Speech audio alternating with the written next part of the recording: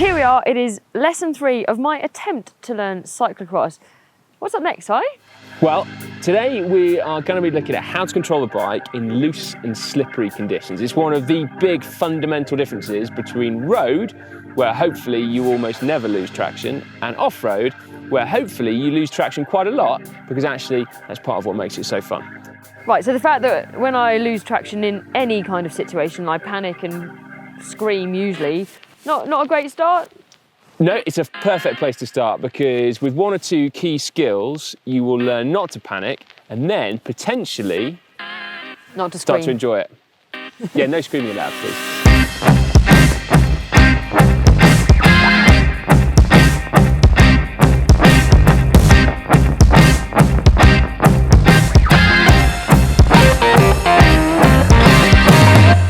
Before we venture too far, I think we should remind the viewers of one of the things we covered in week 1, which was about looking where you're going. Obviously, you've got to do it on the road, but off-road it's really important because you'll then be able to select the best places to ride. And when it comes to finding grip in loose or slippery conditions, it's every bit as important. So even right here on this gravel track, which is not particularly cyclocross, but anyway, you've got this bit here, which is really loose, like kind of marbles. And then right next to it, you've got this back patch here, which is like hard pack, and will give you loads more grip.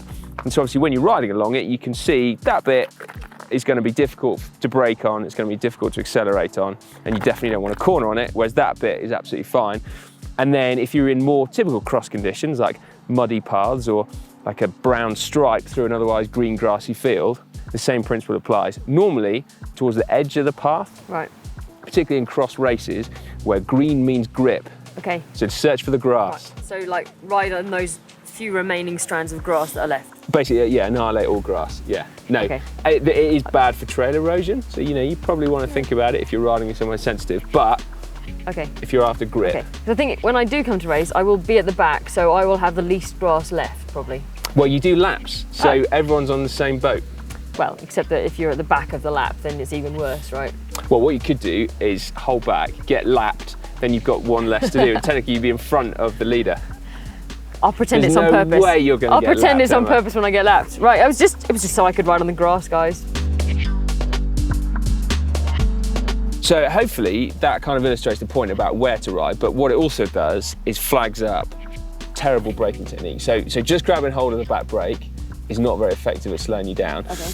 So as on the road, your front brake is your best brake. The only kind of thing that you need to remember when it's loose or slippery is that your front wheel is more likely to slide. Okay. So you need to be your own kind of ABS system, Okay. and just get ready to let go of that front brake when it goes. So have the confidence when it starts sliding, let go a little bit of the front brake. Yeah, you won't be able to slow down as fast, but you won't be on your bump, so that's a good thing. Right. You have disc brakes, which is great because you get so much modulation from them. Yeah. That the more you ride in these conditions, the more you'll feel when the front wheel's about to go. So you don't even need to get to the point of sliding and then letting go. You kind of just sort of feather it a little bit. So a bit like on the road where when you're scared and you feel like you're going to slide, grabbing the brakes is the worst thing you can do because then you probably will slide. Absolutely, yeah. Okay. And it's kind of instinctive until you override that instinct with a bit of practice. Yeah, okay, right.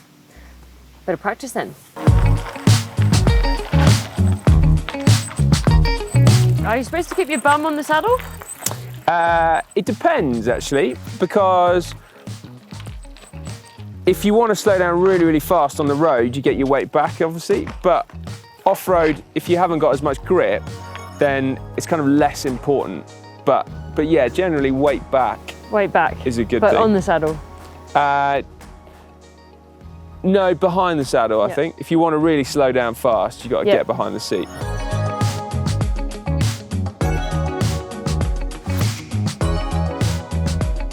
Right, so before we leave this beautiful gravel corner, it is with nice, its bubbling isn't it? stream and everything, can I ask you a few questions about cornering technique? Because I think I'm happy now slowing down and stopping, but that is what I feel like doing before every corner because I'm a little bit scared of going through loose corners. And this reminds me a lot of road cycling where, having started late, I was atrocious at descending and cornering and I had to really learn from scratch.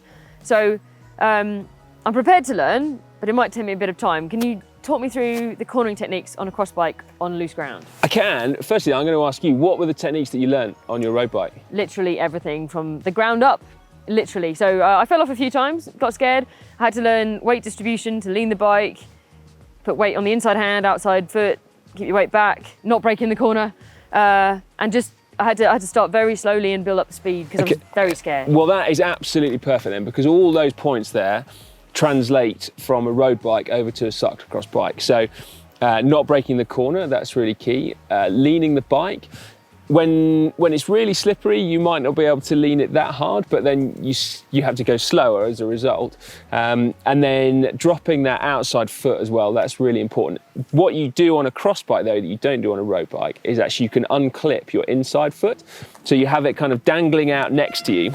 Right. As like a bit of a kind of, you know, as a safety net almost. Okay. Because when the bike does start to slide, your foot's there and you simply like dab it on the ground and away you go. Right, that's novel. Yeah. So do you want to give it a go? Maybe, well, yeah, no, give it a go with your foot dangling out to start with. And then we'll see how you get on. Oh, check it out. Nice. Nailed it. I'm not happy unclipping my right foot when the left one's still in. I think the thing about that, Emma, is that like you said it was slow, but you lost traction, so actually it was as fast as you could go. There you go. I did pump up to go on a road ride with friends. Yeah, that's cool. I still got dropped, but yeah.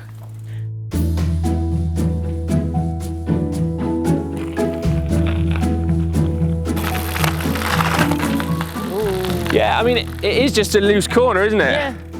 There's not much more you can do about that. I guess that's kind of the point of cyclocross though, isn't it? Loose corners? Yeah, but gravel's like crap loose, because, you know, it's a halfway house between grippy tarmac and slippy mud, because it grips quite a lot and then it suddenly goes. Yeah.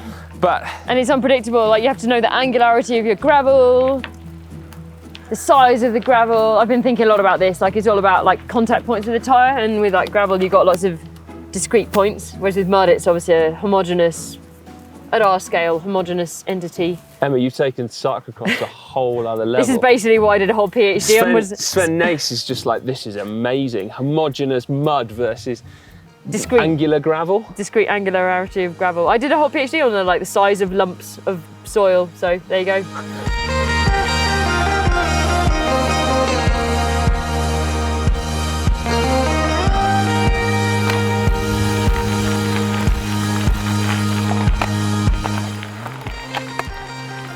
Funny thing is, I feel like it takes me a good half an hour to get used to, not the bike as much as the loose road surface. So have been practicing, but I've been on my road bike the last week or so, and then I'm a bit nervous when I get back onto gnarly territory.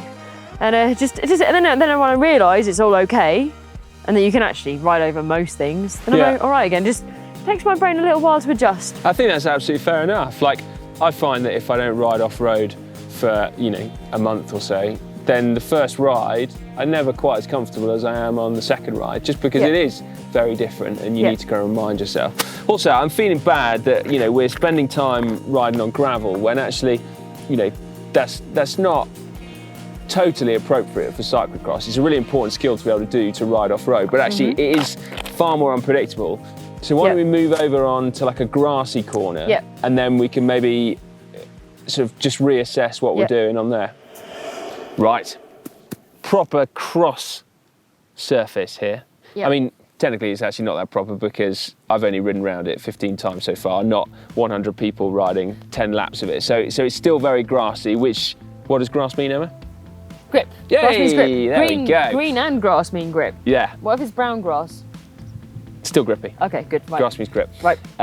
Okay, but yeah, so this is going to be a perfect place actually because it's quite predictable. Yep. So, dare I say, homogeneous, in fact.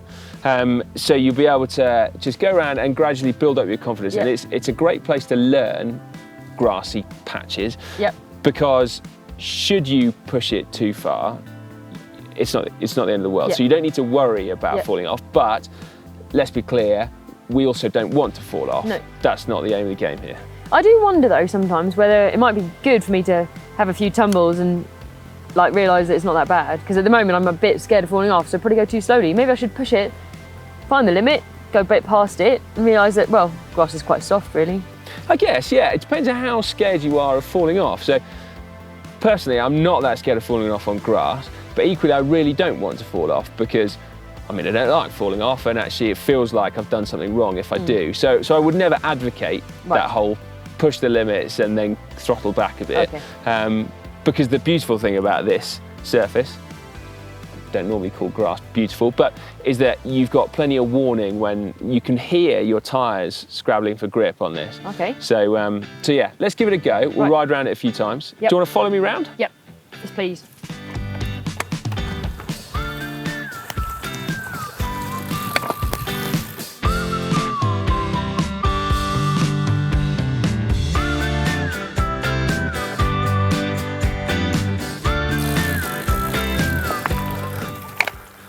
That was bad.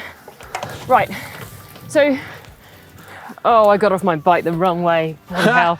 Sorry. I did too. So I have a question. Yeah. Were you braking into the corner or through the corner, or not braking at all and just swooping through? That's a good question, actually. So I wasn't braking in the corner. No. But it brings up the whole question of entry speed, doesn't it? Because it's all very well sort of trying to go faster and faster and faster, but there is a limit as to how fast you can go around corners, no matter how good your technique is. And so actually, I suppose subconsciously you're kind of making a judgment, aren't you, about what grip you think the corner's got. I'm doing it quite consciously, actually. Well, yeah, I mean, that's great. So you are coming in and thinking, right, well, you know, I think there is a lot of grip on the grass, therefore, you know, I can bank it over and not brake too much. So I think, in answer to your question, depending on how much speed we're carrying in, yes, sometimes I'm braking and sometimes I'm not. So yeah, but I think it's also probably worth erring on the side of caution, because when you do start to slide, here it's going to be fine, whereas on the gravel you lose a lot of momentum when you're sliding. And gravel is really sharp when you land on it. That's right, it's got angularity, something or other. Awesome, well thanks. I think it really helps to have a patient and encouraging teacher. But also, I think I'd be rubbish if you were crap, Emma. I'll be completely honest.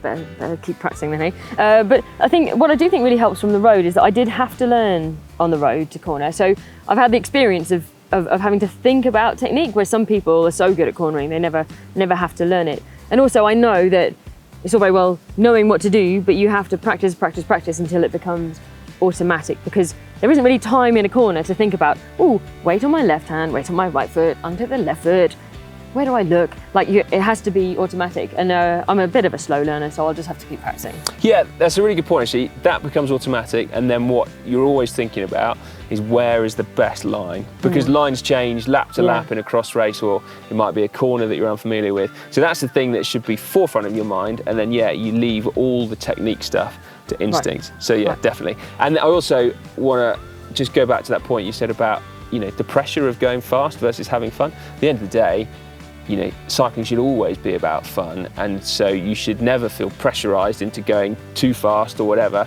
The only thing is that when you put all the steps into place to get your technique right, then you will be able to go faster and still have a grin on your face as well without being worried.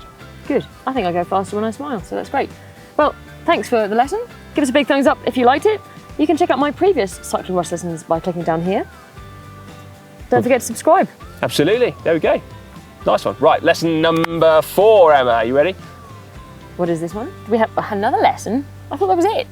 How can there be more cyclocross to learn? Oh, so much to learn.